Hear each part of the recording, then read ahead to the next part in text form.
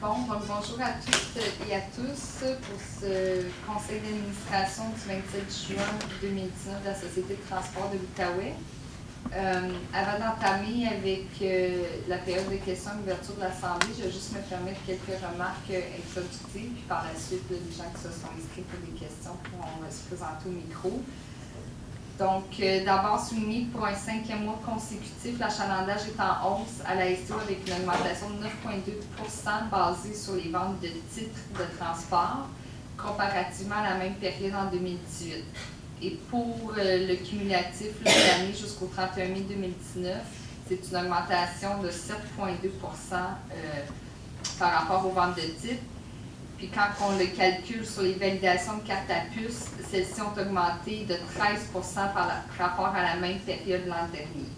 Donc, dernier élément qu'on souhaite noter sur l'achalandage, c'est que depuis le mois d'octobre 2018, la STO connaît une hausse de son achalandage basée sur la vente de titres de 5 et plus mois après mois. Donc, c'est vraiment soutenu là, depuis octobre 2018, là, ce qu'on vit comme hausse d'achalandage sur nos ventes de titres, là, 5 et plus, c'est notable.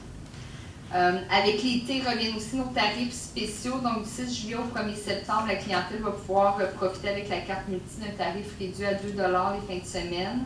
On a aussi notre tarif famille qui va être en vigueur en tout temps au mois de juillet et de août.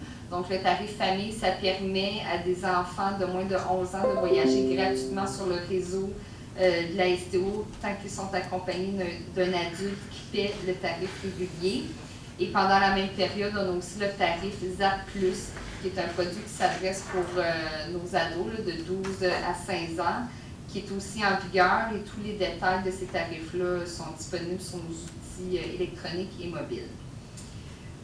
Finalement, alors qu'on entame la période estivale, je tiens à rappeler que cette année encore, la STO est associée à plusieurs événements et festivals avec ses partenaires pour que la clientèle profite de ces événements-là de l'été en pouvant s'émouvoir en transport en commun.